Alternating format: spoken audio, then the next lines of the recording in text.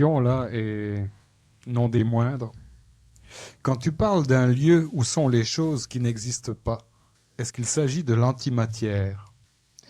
Si oui ou sinon, qu'est-ce que l'antimatière? On a du monde brillant dans la salle.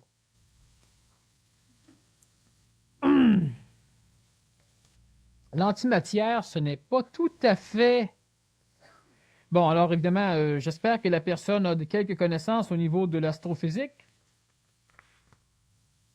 Quand on pose des grosses questions, il faut s'attendre à avoir des grosses réponses. Dans l'espace-temps, les énergies tendent à naître, à s'exprimer par le centre même de l'espace-temps et non pas par la périphérie. Lorsqu'une énergie de cet endroit qui n'en est pas un, parce qu'un endroit c'est quand même limité par l'espace et le temps, lorsqu'une énergie tend à apparaître subitement dans l'espace-temps autrement que par le centre, elle réagit automatiquement avec ce qui existe pour revenir à son point de départ. Donc automatiquement, elle est ce que l'homme appelle l'antimatière. Elle absorbe avec elle de la matière pour revenir à son point de départ, c'est-à-dire à l'endroit où elle n'existait pas. Alors l'antimatière ne peut naître que dans certaines régions spatio-temporelles, là où la densification n'est pas suffisamment faite pour laisser à un moment donné à un mécanisme inexistentiel la possibilité d'apparaître, donc d'exister. L'inexistant relié à l'existant crée ce que l'homme appelle un contact entre l'antimatière et la matière, et automatiquement ça disparaît, c'est-à-dire que ça réintègre l'endroit d'où c'est venu, c'est-à-dire ça réintègre nulle part. Ce soir, on joue avec des mots. Apparemment, lorsqu'on dit que nulle part ça existe, lorsque l'extérieur c'est inexistant, et dans cet inexistant, il y a des choses inexistentielles qui sont là, pour la simple raison que tout le vocabulaire humain a été construit en vue de définir les choses perceptibles, donc existantes. Alors, il est évidemment très laborieux d'essayer d'expliquer l'inexistentiel à partir de mots définissant ce qui existe.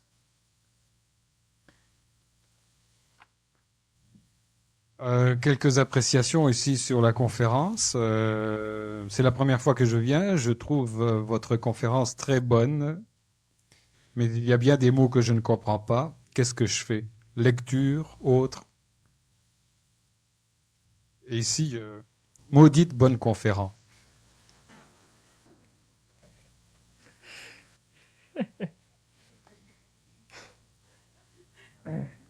T'as pas honte? T'as pas honte? T'as pas honte de pas avoir honte? Ah bon. Bon, alors qu'est-ce qu'on fait avec les mots qu'on ne comprend pas? Alors qu'on l'explique souvent, alors évidemment, les personnes nouvelles n'étaient pas là lorsqu'on l'a expliqué. Qu'est-ce que tu as répondu? Je devais pas être là non plus. Ah ben, je vais élaborer. Qu'est-ce qu'on fait quand on comprend pas? Explique-moi ça. On n'essaie pas de comprendre. Le vocabulaire... C'est comme à l'armée, ça. Cherchez pas à comprendre, le chef a toujours raison. Même quand il a tort, le chef a raison. Alors, ce qui arrive, c'est que le vocabulaire étant quelque peu nouveau pour certains, et c'est normal parce que, au lieu de passer par des définitions qui sont longues et laborieuses, on met un mot qui à lui seul résume la définition. Et lorsqu'une personne vient pour la première, deuxième ou troisième fois et qu'elle a de la difficulté à suivre certaines parties de la conférence, parce que le vocabulaire est neuf ou parce que la matière est suffisamment dense, si elle vient quelques fois, elle va s'adapter relativement facilement au vocabulaire. Et ça, il y a plusieurs personnes qui étaient sceptiques les premières fois qu'ils m'ont entendu dire cela et qui, de temps en temps, lorsqu'elles reviennent, viennent me voir à la fin de la conférence pour me dire qu'effectivement, c'est plus clair parce qu'on s'adapte assez vite.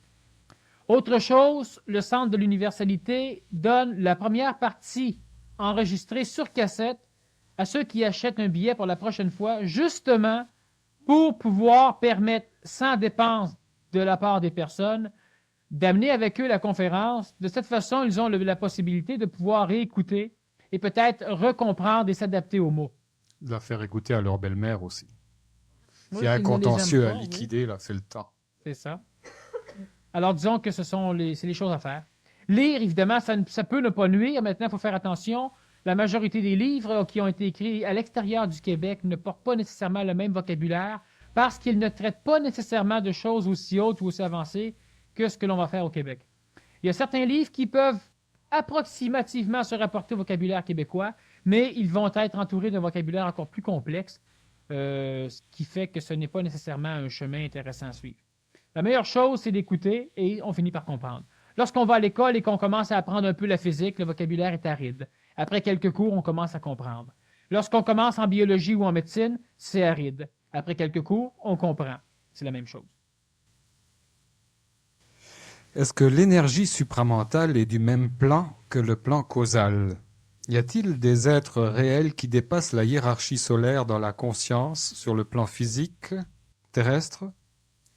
Qu'est-ce qu'un être? Je sais pas. Un être...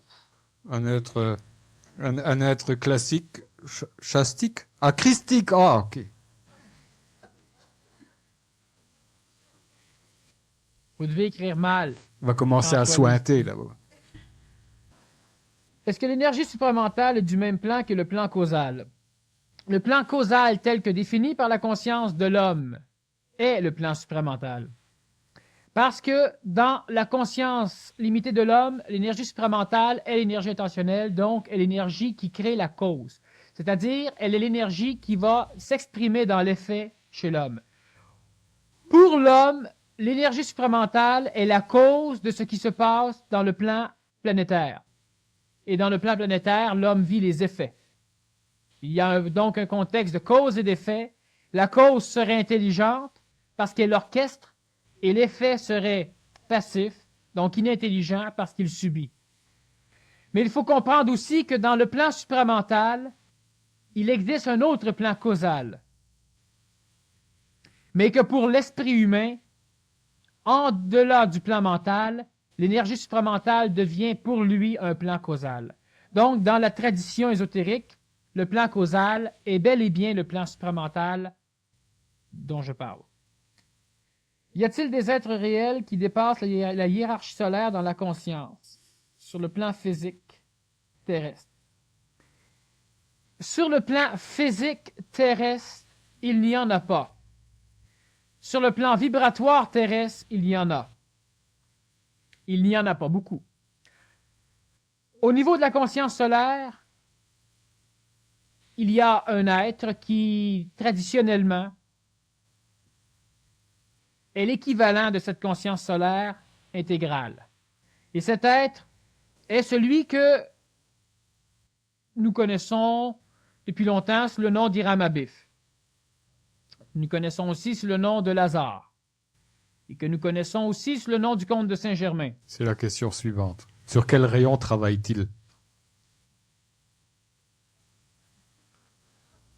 C'est un salaud. Pas de ma faute, ça. Et au-delà du plan solaire, présentement, on n'a pas d'être physique, on a un être moléculaire qui a instruit la planète de ce qui devait se passer. Cet être-là est connu aussi sous le nom du Nazaréen au niveau de l'ésotérisme et sous le nom spirituel de Jésus de Nazareth. Alors, qui est le comte de Saint-Germain? Sur quel rayon travaille-t-il?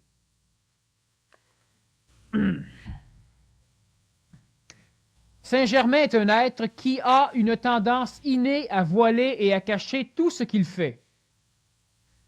De ce fait, personne ne sait ce qu'il fait, ou bien ceux qui savent ce qu'il fait ne le disent pas. Saint-Germain est l'un des rares relégats d'intelligence planétaire. Disons que ce soir, la seule chose que je vais me contenter de dire, qui est peut-être quelque peu nouvelle, c'est que lorsque Lazare, Saint-Germain, lorsque Lazare a été ressuscité apparemment par le Nazaréen, Lazare a été le seul personnage qui a fait 100% totalement confiance, c'est-à-dire qui était 100% en résonance vibratoire, en amour intelligent avec le Nazaréen. Cela veut aussi dire que Pierre, qui avait été désigné comme étant le successeur de la conscience christique ou donc de la conscience supramentale au niveau du plan terrestre, a renié le Nazaréen par la suite. Et Lazare a donc été celui, et non pas Pierre, Lazare a été celui qui a été reconnu comme étant le successeur christique de l'énergie christique après la transformation du corps du Nazaréen. Lazare est un personnage, disons que le comte de Saint-Germain est le personnage qui a été investi de la possibilité de créer un contexte évolutif au niveau de la planète, ce qui a été ôté des mains de Pierre, donc des mains de l'Église. Lazare a donc été, le comte de Saint-Germain a donc été celui qui, ésotériquement, a dirigé l'Église, a dirigé aussi toutes les forces planétaires. Et lorsque j'expliquais dans une conférence qu'un personnage mystique avait la faculté et la possibilité réelle de diriger tout ce qui était mal sur le plan planétaire et de diriger aussi tout ce qui était bien sur le plan planétaire, je parlais du comte de Saint-Germain. On a deux antipodes terrestres où vont se focaliser les énergies de l'évolution. On a un antipode qui spirituellement porte le nom de Shambhala. On en a un autre qui porte le nom de Lagartha. On a les grands maîtres de l'humanité, et certains de ces grands maîtres ont comme fonction d'empêcher l'homme d'évoluer, pour pouvoir évoluer aux dépens de l'humanité, et d'autres grands maîtres ont la fonction d'aider l'homme à évoluer jusqu'au point où ils pourront l'empêcher d'évoluer, pour les mêmes raisons. Le bien et le mal sur la terre est contrôlé par Saint-Germain, et c'est l'être qui est le seul être présentement qui a cette conscience planétaire, ainsi que cette conscience solaire, tandis que la majorité des autres êtres qui sont arrivés à un point de conscientisation particulier, que ce soit le Bouddha, que ce soit tous les autres Bouddhas qui ont suivi, que ce soit plusieurs de nos grands maîtres, sont régis par Saint-Germain et sont obligés de conserver une évolution terrestre et planétaire dans l'attente de la libération de l'humanité qui, enfin, pourra libérer ses maîtres. De toute façon, on va revenir prochainement. Tout à l'heure, je parlais de février pour les titres que j'ai énumérés. C'est en mars. Et en février, on va revenir justement sur les grands maîtres. Un peu sur Saint-Germain, qui est loin d'être un grand maître. Alors, une autre question de taille ici. Peux-tu nous parler un peu du corps éthérique, son rapport avec l'ego et aussi des chakras? Non, si je réponds simplement à la question, la réponse est oui. Il peut le faire. Bravo! Dans mon post, je fais un petit regard sur ce genre de questions, c'est que la pensée fonctionne toujours d'une façon qui n'est pas ajustée. Alors, la question « Peux-tu nous parler ?» La réponse « Oui ». La question « Parle-moi » ou « Parle-nous », ça peut aller. Et autre chose, « Peux-tu nous parler ?» c'est que la personne n'est pas encore suffisamment capable d'assumer ses propres pensées. Alors, elle collectivise sa question « Peux-tu nous parler ?» Peux-tu me parler? Le corps éthérique, dans l'ancienne étymologie, désignait le corps vital. Au niveau du Québec, cela va désigner surtout le corps supramental, mais cosmiquement, les deux plans éthérique vital et éthérique supramental ont la même connotation. Ce sont des énergies qui ont comme fonction d'organiser une structure moléculaire ou atomique dans le plan matériel et d'organiser une structure submoléculaire dans le plan supramental. Autrement dit, ces deux plans, éthérique supramental et éthérique vital, ont comme fonction d'orchestrer la création d'un corps expérientiel. L'un dans le plan de la Terre, de la matière, l'autre dans le plan supramental, dans le plan de l'extraterrestrialité. Les chakras sont des carrefours d'énergie. Il y en a 63, dont 7 principaux qui sont connus. Et lorsque l'énergie vitale circule dans ces chakras, lorsque deux méridiens se croisent et que l'énergie vitale circule à l'intérieur, il y aura une perturbation électromagnétique d'ordre vital qui va créer une espèce de halo, ce qui va permettre aux voyants spirituels d'avoir l'impression que des fleurs poussent sur le nombril des personnes qui évoluent. Les lotus. Donc, il n'y a pas de fleurs. Et le centre d'énergie éthérique vital est celui qui va donner à l'homme la possibilité de faire fonctionner son système endocrinien qui est la correspondance immédiate dans le plan matériel de l'expression des énergies vitales. Lorsque dans le PMC, dans le programme Être contrôleur, nous disons que le but principal est de faire en sorte que le mental de l'homme devienne le maître contrôleur à bord, nous voulons dire par là que le mental de l'homme doit avoir le contrôle parfait du système endocrinien, donc il doit le retirer des manipulations émotives et psychologiques, donc astrales, qui ne s'expriment par le biais du corps physique que par le système endocrinien. Donc, on a eu un temps où l'évolution de l'homme se faisait par l'évolution chakrique, c'est-à-dire qu'on essayait de faire en sorte que la pensée égoïque de l'homme se concentre sur différents chakras pour les faire se développer. L'évolution d'aujourd'hui ne se fait plus de cette façon. Les chakras chez la majorité des êtres d'aujourd'hui sont presque tous en plénitude. L'ego n'a pourtant pas la faculté de les voir comme ils sont. C'est-à-dire que lorsque l'ego devient clairvoyant, il voit l'aura des chakras des autres à travers la coloration de la sienne. Donc, il ne peut pas voir la pureté même, il ne peut pas voir ce qui se passe réellement chez les autres. Il voit le mélange de son propre aura avec celle de l'autre. Et il ne peut pas nécessairement voir un chakra totalement ouvert, malgré que ce chakra peut être ouvert. Sachez ceci, c'est que vous êtes quelque chose d'extrêmement évolué. Mais vous ne connaissez que ce qui est reflété dans votre conscience de cette évolution. Donc, égoïquement, psychologiquement, vous ne pouvez pas savoir à quel niveau d'évolution vous êtes. Vous croyez être au niveau reflété dans la conscience de l'ego, ce qui est une bien infime partie de votre potentiel réel.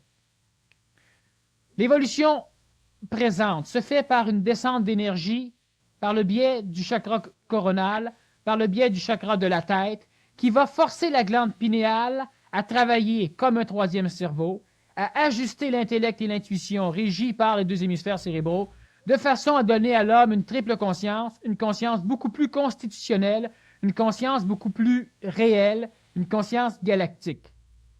Tandis que présentement, et comme on le faisait dans l'Antiquité, on essayait de faire en sorte que les énergies telluriques traversent l'homme à partir du premier chakra, le chakra des glandes surrénales, suite à cela le deuxième chakra, le chakra sexuel, pour monter vers la tête.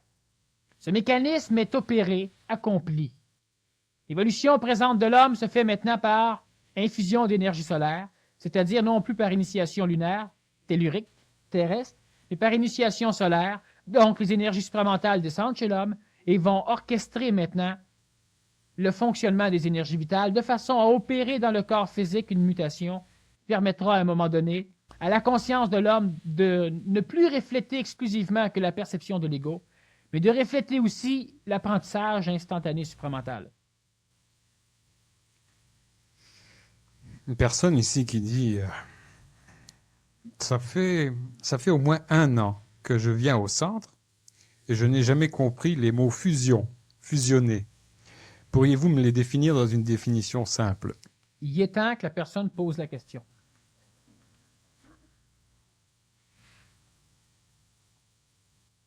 Il faut faire attention à ceci. Lorsque je critique les questions, je ne parle pas à l'ego de celui qui pose la question. Je parle à son mental, qu'il apprenne. Et je parle aussi au mental des autres, qui les instruisent leurs égos. Longtemps, mais longtemps, dans un travail quelconque, une personne va répéter inlassablement la même chose sans jamais savoir ce qu'elle fait. Et au bout de 2 ans, elle est écœurée de son emploi parce qu'elle n'a rien compris, alors qu'elle n'avait qu'à poser les questions. C'est la même chose pour l'éducation des enfants, pour une maladie, pour les médicaments que vous prenez, que vous ne savez pas à quoi ils servent, que vous êtes écœuré de les prendre. À un moment donné, on les condamne, sans jamais avoir osé s'informer. Le terme fusion est un terme qui a été employé par Sri Aurobindo en premier. Communiqué au Québec par d'autres personnages que moi. Et étant donné que ces personnages sont passés avant moi, je ne voyais pas l'intelligence d'employer un autre mot pour désigner la même chose.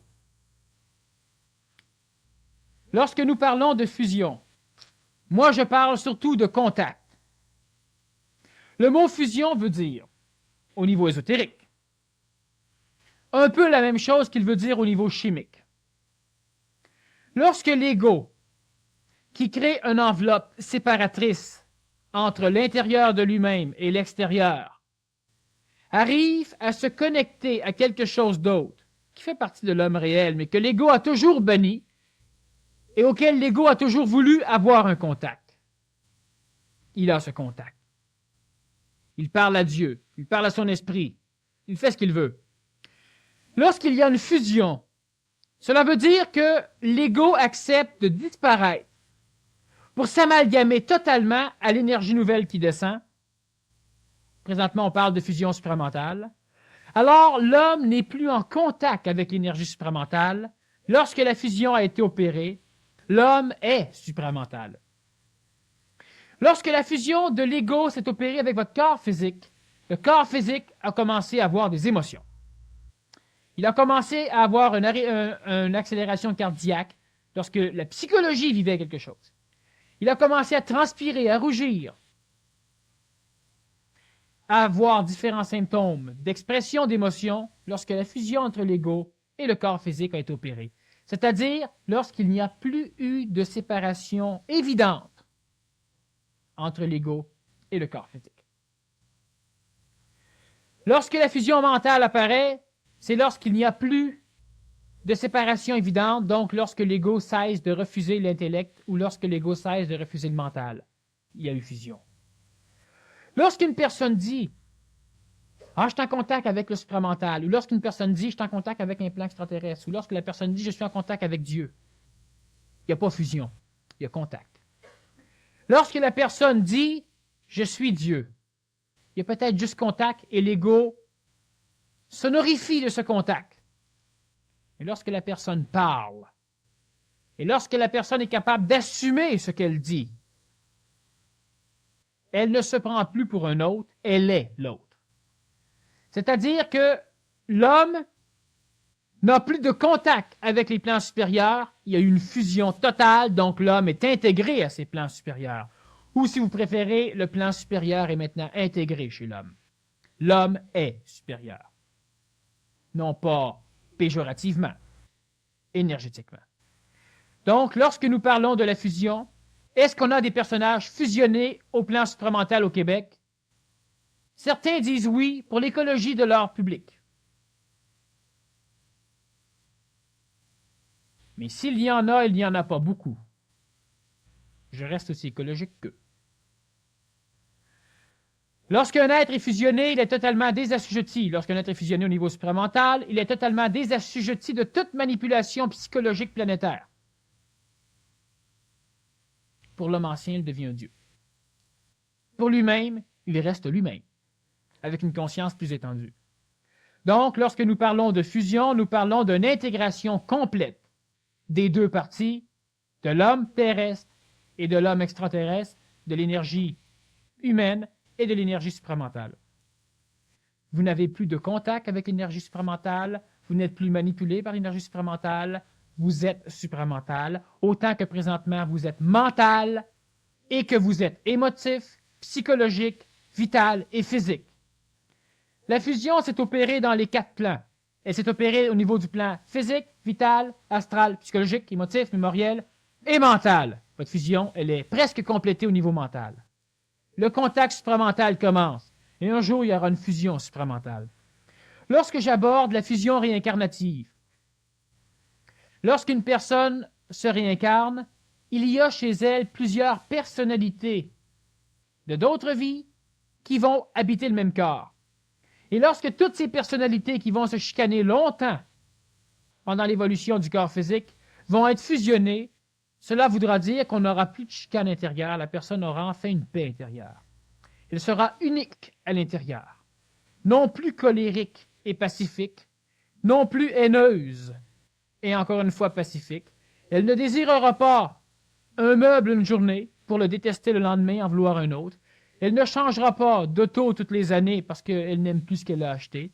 Elle ne sera pas continuellement déçue parce qu'elle va se procurer, parce qu'elle aura fait une fusion de ses personnalités réincarnatives, donc il y aura un être humain dans son corps. Elle sera beaucoup plus en paix que tous ceux qui cherchent régulièrement et continuellement des choses. Ces personnages vont vivre cette fusion de personnalités réincarnatives par la vie. Fusion veut dire amalgamation continue, peut-être instantanée, peut-être prolongée, et à un moment donné, on n'a plus les éléments fusionnés, on a un être nouveau. C'est la fusion. Lorsque le corps du Nazaréen a reçu l'essence christique, le Christ, il y a eu le contact. Et le Nazaréen disait, « Mon heure n'est pas venue. » Lorsque la fusion s'est opérée, il a commencé à se promener, à parler et à vivre. Ce n'était plus le même être. Lorsqu'il a dit « Je suis le Fils de Dieu », il y avait contact. Lorsqu'il a dit « Je suis », il était fusionné.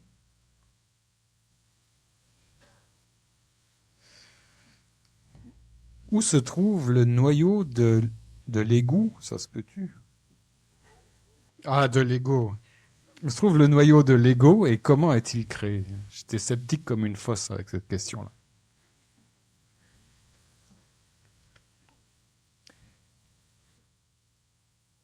Bon, lorsque je parlais du centre d'apparition d'énergie non existentielle dans le plan existentiel, je ne parlais pas de la création de l'ego. Le centre de l'âme, c'est l'ego. Le centre de l'ego, c'est la conscience. Comment est-il créé? Par un biais de mécanisme mémoriel qui est relativement long à expliquer. Disons que si je réponds à cette question ce soir, on va passer le reste de la soirée, on pourra y revenir plus tard. Et de toute façon, bon, c'est presque con de répondre cela, mais le séminaire PMC, c'est 2 jours à peu près juste de travail sur ces mécanismes égoïques. Alors, l'ego est créé par le biais des mémoires. Le centre de l'ego, c'est la conscience qui permet l'instruction de l'ego, donc la mémorisation des expériences. Tandis qu'autour de l'ego, toutes les mémoires rejetées vont créer ce que j'appelle, moi, les mémoires volatiles, qui vont être conservées par le périsprit qui crée l'âme. Et le noyau de l'âme, c'est l'ego, l'identification suprême des mémoires. Et le noyau de l'ego, c'est la conscience. Est-ce qu'il ne faudrait pas faire un jour une conférence sur la définition de tous ces termes-là, du vocabulaire? C'est quoi c'est quoi l'astral, le mental, le corps, ceci, cela, la fusion et tout ça? Ça sera une conférence qui serait relativement plate dans le cadre d'une conférence. Au niveau de l'ego, j'ai fait une conférence intitulée « Le rôle de l'ego ». Suite à cela, le rôle de l'âme, qui déjà explicifie suffisamment les choses. Mais si on regarde encore, c'est que je n'aime pas perdre de l'énergie à faire 2 fois la même chose. Ce n'est pas intelligent. Dans le séminaire PMC, on a une partie de la journée qui n'est que sur l'étymologie ésotérique. Alors, on fournit un livre dans lequel on a, par ordre alphabétique, tous les mots employés au niveau de l'ésotérisme du Québec, comme de ce que je fais comme conférence. Et là, on définit sur tableau, on définit dans le livre, on définit tous ces mots complets, de A à Y, parce qu'il n'y a pas de mot Z, là. Mais est-ce que tout le monde peut avoir accès à ce cahier-là? Seulement ceux qui sont dans le PMC, pour la simple raison que l'explication qui est écrite à côté du mot n'est pas suffisante, elle est là pour te rappeler. Alors, si on prend l'âme, on passe 3 heures à parler de l'âme, et l'âme, tout ce que tu as dedans, c'est corps constitué par le périsprit, les mémoires volatiles et l'ego. Alors, les mémoires volatiles, c'est quoi? On l'explique. L'ego, c'est quoi? On l'explique. L'ego, c'est d'autres choses qu'on explique aussi. Alors, ce qui fait qu'à un moment donné, on ne peut pas en conférence spécifiquement expliquer tout ce vocabulaire parce que c'est de l'étymologie et on a beaucoup de mots à expliquer. Supramental, on peut parler d'auto-ajusteur, d'autodisciplineur, d'ajusteur de pensée, d'action, de réaction, de contraction. Il y a tellement de mots qui permettent beaucoup plus facilement d'ajuster sa pensée, parce que si on n'a pas le mot pour penser, on n'a pas le mot pour mettre dans la conscience l'énergie de la compréhension qu'on a. Alors on dit « je comprends presque », mais j'ai pas les mots. Alors les mots, on doit les trouver. Sinon, on doit les créer. Et faire une conférence juste sur ce genre sur l'étymologie, pour tous ceux qui comprennent, ça serait une perte de temps. Pour ceux qui ne comprennent pas, on n'aurait peut-être pas le temps d'ajuster convenablement. Et c'est pourquoi, justement, dans le séminaire PMC1, la première chose que l'on fait, c'est sur l'étymologie ésotérique. Et puis en plus que ces mots-là ne sont pas fixés une fois pour toutes, il faut les mettre dans le cadre de la conférence où ils sont vivants. Autrement, ça vient lettre morte. Okay. Exactement. Une personne qui dit ici, je suis maintenant dans mon mental, quel chemin me reste-t-il à faire pour péter la balloune?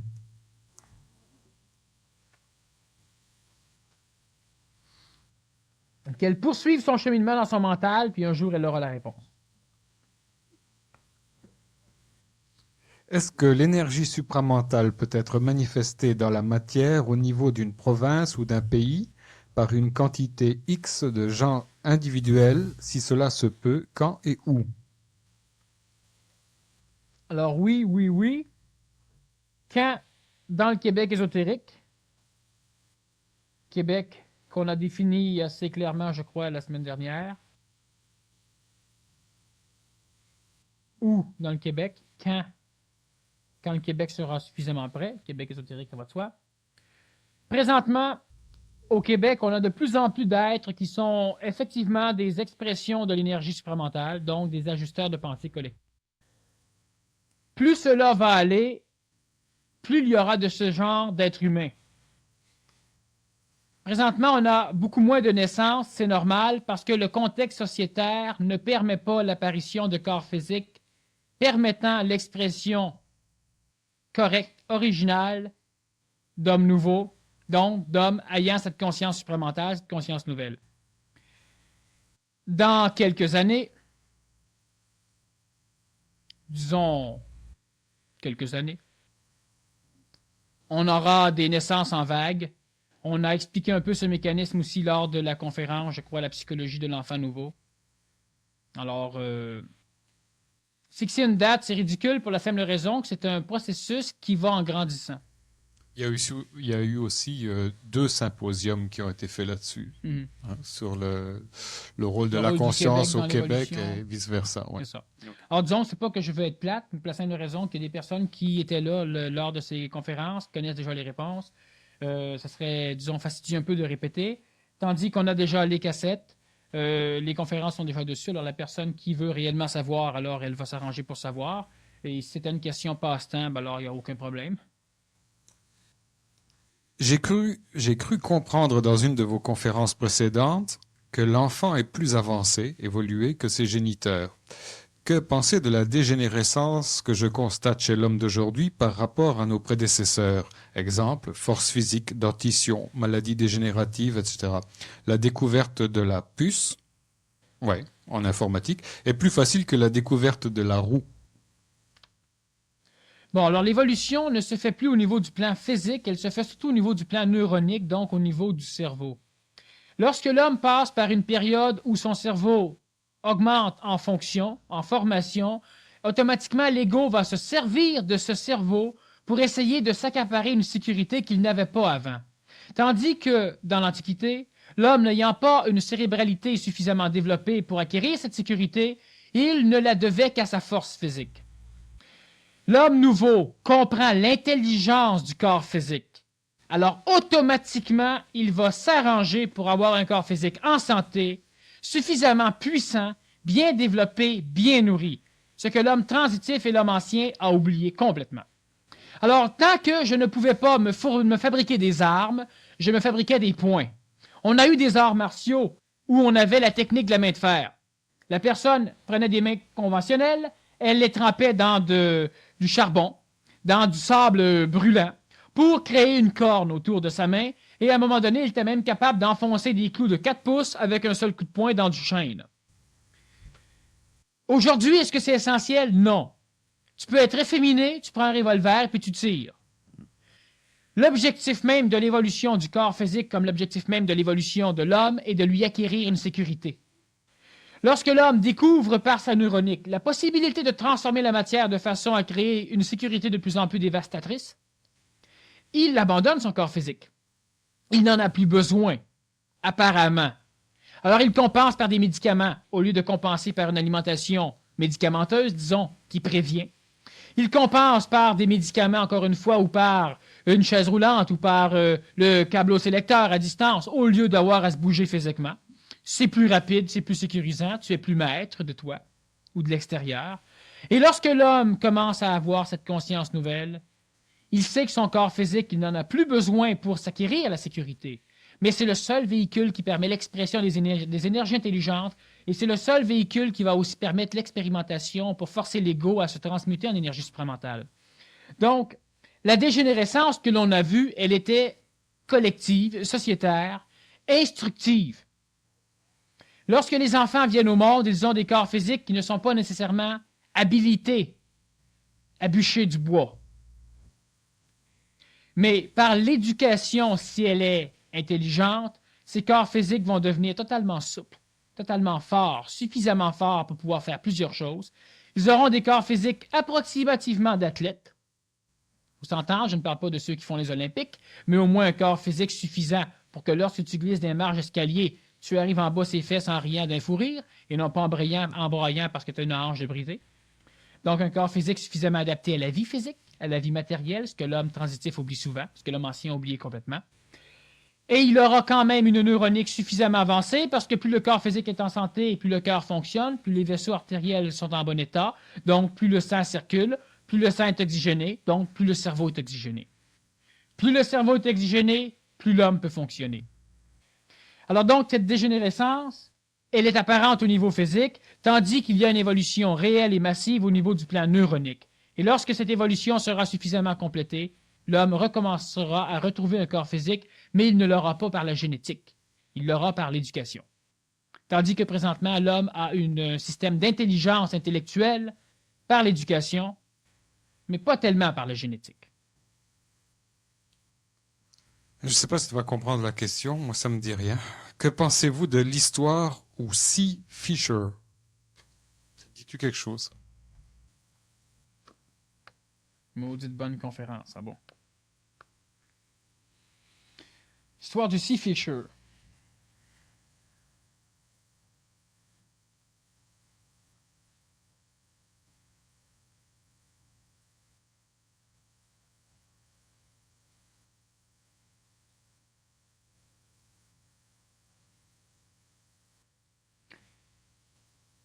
C'est probablement relié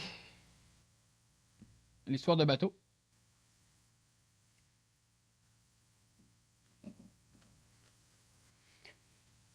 Alors disons que si la personne, ce n'est pas de ce sujet qu'elle veut parler, elle pourra reposer une question et l'amener à François.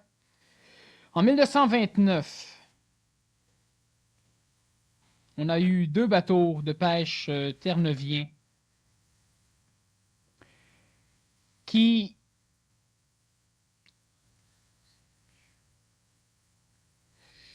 le Sea Fisher. 2 bateaux de pêche terre-neuviens canadiens, donc qui sont partis à la pêche en haute mer près des glaces du Nord. Non, c'est ça. Et l'un des 2 bateaux s'est échoué dans le Nord, dans une banquise. Alors, on a transféré l'équipage du Sea Fisher sur l'autre bateau. Et étant donné le manque de nourriture et d'eau pour les 2 équipages, on est revenu vers Terre-Neuve. C'est à 3 jours de mer, 24 heures sur 24, avec ses chalutiers. Et en direction de Terre-Neuve, de nuit, le bateau qui revenait vers Terre-Neuve a repéré sur son écran radar un bateau qui faisait une route de rencontre. Donc, il se dirigeait vers lui. Alors, ils ont manœuvré en fonction d'éviter la rencontre, ce qui était tout à fait normal, étant donné que le bateau de rencontre était tribord à mur, donc il y avait priorité. Alors, ils ont ralenti leur moteur et le bateau de rencontre a aussi ralenti les siens. Quelques heures après, ils ont évité de justesse un bateau qui est passé en avant d'eux, et sur le bateau, c'était écrit Sea Fisher. C'était leur bateau qui s'était libéré de la glace. Le lendemain matin, le même bateau refaisait une route de rencontre et a failli encore une fois éperonner le bateau. Le nom me revient lentement. Et ce bateau a donc lancé un appel de détresse à Terre-Neuve. On a envoyé un destroyer des Forces armées canadiennes. On était entre 2 guerres. Et le bateau s'est approché du Sea Fisher, il l'a repéré effectivement, il s'est approché suffisamment près, un destroyer manœuvre beaucoup plus facilement qu'un chalutier. Ils sont montés à bord, les moteurs et les machines étaient en avant de toutes, il n'y avait personne à bord. Alors ils ont éteint les machines Et ils sont remontés sur le destroyer. Ils se sont éloignés lentement du Sea Fisher pour le laisser là en attendant qu'un autre bateau, un remorqueur, vienne le chercher. Le Sea Fisher s'est remis en avant tout et a fait une route de rencontre vers le destroyer. Et c'est une histoire tout à fait canadienne que l'on peut sans doute prendre référence dans certaines annales.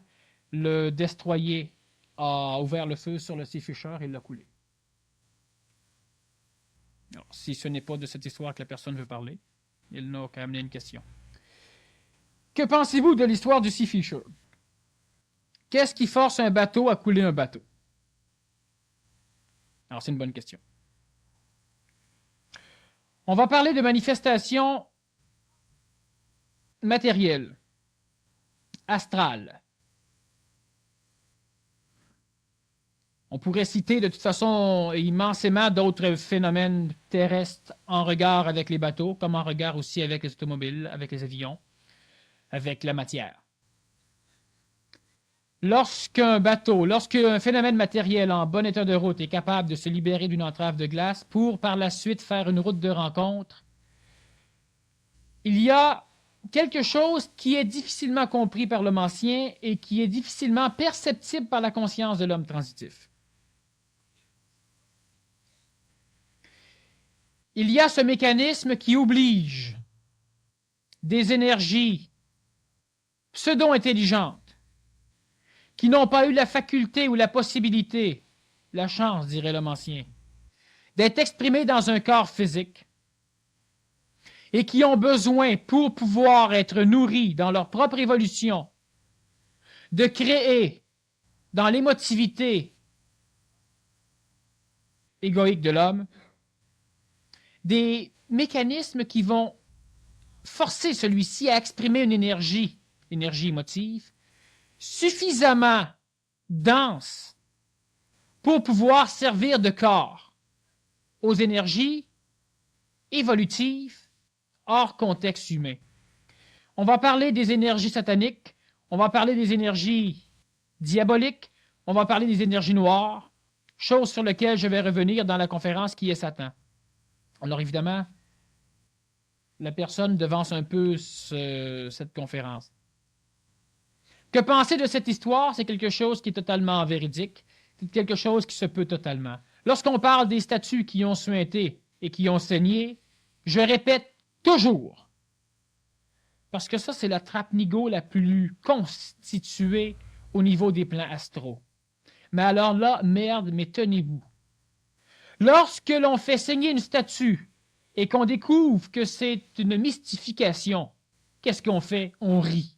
Et on se dit, évidemment, ça se peut pas. Lorsqu'on recommence à faire saigner une statue, mais qu'elle est plus grosse, et qu'on découvre encore une fois que c'était une farce, ça cristallise l'idée que ça se peut pas.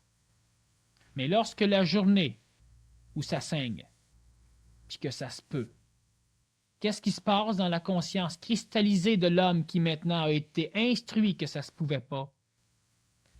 La petite foi qu'il a commencé à développer dans la religion avec la première petite statue, elle a été éliminée. C'était une farce. La deuxième fois que ça saigne, il hésite, il sait pas. Il va encore. C'est une farce. Il veut plus croire.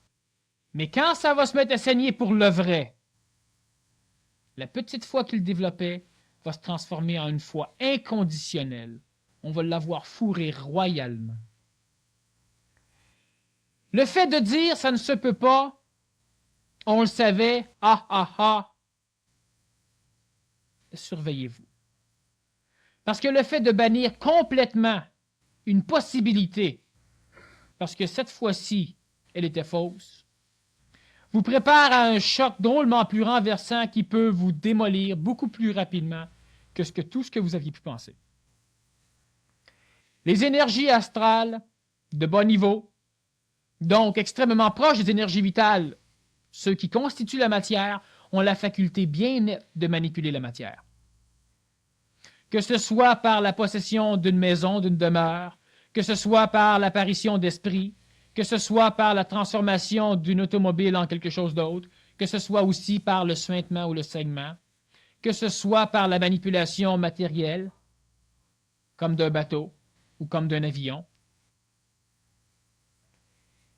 Lorsque ces choses, on découvre la mystification, on cristallise l'idée que c'est faux. J'insiste sur ce point parce qu'il est primordial. De quelle façon pouvons-nous prendre des hommes transitifs et les ramener carrément dans une conscience collective? C'est leur faire voir quelque chose qui est faux. Et on recommence et c'est faux. Et on recommence et c'est faux. L'intellect le sait. L'ego le sait. La journée que c'est vrai, l'intellect ne peut pas accepter cette nouveauté. L'ego non plus. Tous les deux sont détruits complètement, mais d'une façon qui n'est pas nécessairement écologique. Ils ne savent plus du tout où aller, parce que tout ce qu'ils ont cru qui était vrai, ça a été prouvé que c'était faux, que c'était des farces. Ils ont accepté que c'était faux. La journée qu'ils découvrent encore que tout ce qu'ils ont accepté comme étant faux est vrai, c'est douloureusement bouleversant. La matière, elle a la faculté d'être animée par l'intelligence, la preuve, l'homme. La matière, elle a aussi la faculté d'être animée par l'inintelligence, la preuve, l'homme. Il est très facile de faire en sorte qu'un bateau, de quelle énergie va-t-elle être nécessaire pour faire bouger un bateau? L'énergie spirituelle, superstitieuse des marins. Il y a suffisamment d'énergie superstitieuse marine pour pouvoir être focalisée sur un bateau et l'obliger à quelque chose qu'on pourrait expliquer. On pourrait aussi bien dire que les moteurs n'avaient pas été éteints sur le bateau, la glace a fondu ou a brisé, le bateau a commencé à tourner, qu'un morceau de glace bloquant le gouvernail a fait que le bateau avait une route de déviation très légère et par hasard, elle coupait la trajectoire de l'autre bateau. Ça se peut. Mais ça ne change rien quand même que ça crée ce que ça a créé. Et lorsque le bateau passe devant l'autre et qu'il change de cap pour revenir dessus, on est toujours au pôle Nord. Ça se peut qu'un autre bloc de glace flottant ait opéré ce changement. Ça se peut. Lorsque on éteint les moteurs et lorsque les moteurs se remettent en avant toutes, électriquement, énergétiquement, électriquement, on sait aujourd'hui que ça se peut. Parce qu'un champ électromagnétique peut stopper un moteur d'auto et peut aussi le faire démarrer sans clé. On s'est servi de cette découverte au niveau des films comme Rencontre du troisième type, par exemple. Ça se peut. Est-ce que ça l'explique tout? On s'en fout. Mais le hasard, ça n'existe pas. Et si le hasard n'existe pas, que ce soit un phénomène appelé naturel par l'homme parce que compris par l'homme, ou surnaturel par l'homme parce que incompris par l'homme, sachez que c'est toujours naturel, donc toujours possible. Que penser de cette aventure sur les eaux territoriales canadiennes? Ça se peut. La seule chose que présentement il m'intéresse de vous dire, c'est faites attention, ça se peut. Et quand ça arrive, ça ne veut rien dire. Mais ça se peut. Puis quand ça n'arrive pas, ça ne veut rien dire. Puis ça se peut aussi. Bobo, tu me fais penser en parlant de bateau là que pour le prochain symposium, il va y avoir un tirage une fin de semaine de voile. J'espère que c'est pas sur le Sea Fisher. Pour 2 personnes sur le lac Champlain en juin. Donc, le bateau s'appelle la Lubie. La Lubie. Les lubies. Cherchez dans vos dictionnaires, vous allez voir. Alors ça, c'est pour un tirage qui sera opéré dans le cadre du symposium prochain. Là. Une fin de semaine de voile pour 2 personnes sur le lac Champlain au mois de juin. Ici, une question. Qu'est-ce que l'art d'Aime, justement? Parce qu'on a parlé tout à l'heure de cette soirée d'information, mercredi prochain à 19h sur l'art d'Aime. Alors, c'est quoi veux-tu définir? On va définir l'éducation, on ne parlera pas de l'art d'Aime, mais c'est ça. L'art d'Aime veut dire entraînement d'intelligence en mouvement. Eh bien, effectivement, la dégénérescence biologique de l'homme fait que celui-ci est de plus en plus porté à être intelligent dans le sens de ce savoir instantané. Pour faire référence à la question de tout à l'heure. Et cet homme nouveau, cet homme transitif, se doit maintenant d'entraîner son intelligence à vivre dans le corps physique. C'est-à-dire qu'il doit intelligencer le corps physique. Le corps physique est le véhicule par lequel va s'exprimer l'évolution. Vous êtes malade, vous exprimez ce genre d'état de conscience. Vous êtes en santé, pétant le feu, barbouillé d'enthousiasme, vous avez un autre genre d'expression d'état de conscience. Plus le corps physique est en santé, plus l'intelligence peut s'exprimer. Mais l'intelligence s'exprimant doit ajuster l'ego. L'ego étant celui qui a le contrôle du plan physique, l'intelligence s'exprimant pendant un laps de temps peut nuire au corps physique. Entraîner l'intelligence à bouger dans le corps physique. L'ordem est une adaptation de l'Ikigai-Do, qui est une adaptation de toutes les techniques qui peuvent instruire ou éduquer l'homme, de toutes les techniques des arts martiaux ancestrales. Donc, ça n'a rien à voir, de par sa philosophie ou de par son concept, avec les arts martiaux traditionnels d'aujourd'hui. Dans l'Ordem, il y a un objectif. Et l'objectif doit être défini au préalable pour pouvoir permettre à l'intelligence de s'exprimer dans le corps physique, donc par le biais du mouvement. Mais quelle que soit l'éducation qui se sert du corps physique, on doit avoir un objectif. Une personne qui apprend une danse, elle apprend sa danse pour permettre à son ego, à sa psychologie de s'exprimer. Ça peut être une raison valable, jusqu'à un certain point. Mais pourquoi chaque mouvement? Est-ce que chaque mouvement n'a pas le privilège d'enseigner au corps quelque chose? Et si oui, est-ce que le corps enseigne par le fait même quelque chose à l'ego? Au mental, donc à l'intelligence. Si oui, on doit donc décortiquer chaque mouvement pour savoir si celui-ci a effectivement la possibilité d'instruire quelque chose chez l'homme qui pratique le mouvement. Si on fait cela, on est donc capable d'éliminer tous les mouvements inutiles, inutiles en ce sens qu'ils ne servent à rien, ils n'instruisent rien, pour essayer de placer que les mouvements qui éduquent l'homme. Et tous les mouvements, ou tout ce qui peut être éduqué dans le plan physique de l'homme, donc dans le plan psychologique aussi, on les réunit. Chaque fois que l'on pratique un mouvement, on doit savoir ce qu'il doit apporter chez nous. Donc, on sait ce que l'on fait, on sait pourquoi on le fait.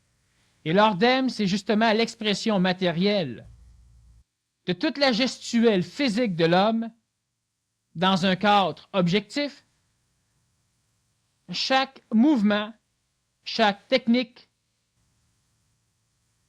est pratiqué parce que justement, il a de quoi enseigner. Et ce de quoi enseigner est défini. C'est-à-dire qu'on ne dit pas « pratique ça pendant 15 ans et tu vas voir, ça va te montrer quelque chose ».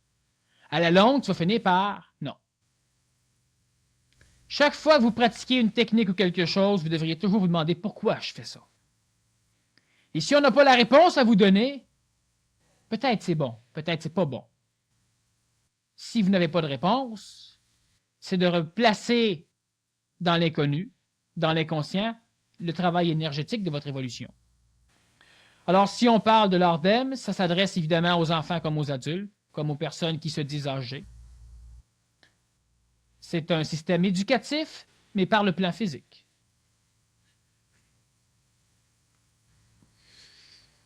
Une question qui concerne la sexualité. Comment se débarrasser d'une carence affective reportée sur notre sexualité? Autrement dit, c'est une question concernant les performances sexuelles qui peuvent aller jusqu'à la nymphomanie pour compenser une carence affective.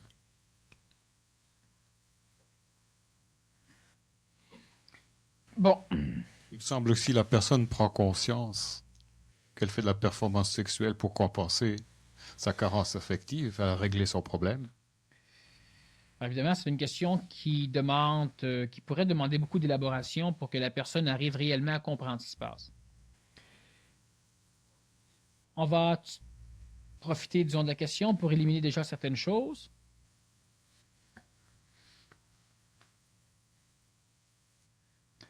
Certaines personnes qui sont en contact avec un degré énergétique difficilement intégrable par l'ego parce que le mental n'est pas suffisamment développé, devront, par le biais de certaines habitudes néfastes pour l'homme ancien,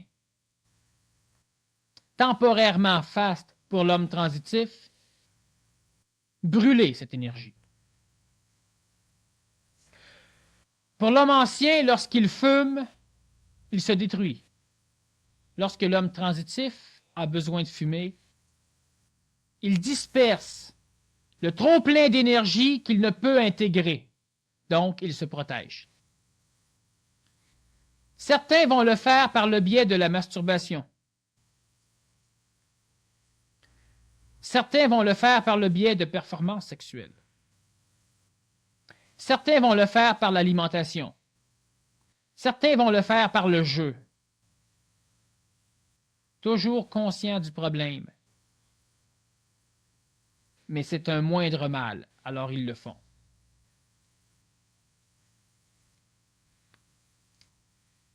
Lorsque la carence affective est reportée sur la sexualité, pour régler le problème fondamental de l'homme qui a un vide à combler, donc le problème fondamental de l'homme qui ne sait s'assumer.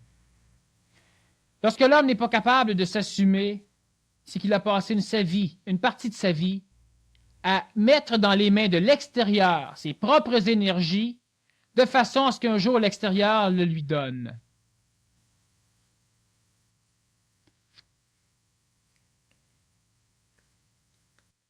Lorsque la personne manque d'amour, lorsque la personne manque d'affection, c'est qu'elle n'est pas capable de s'assumer.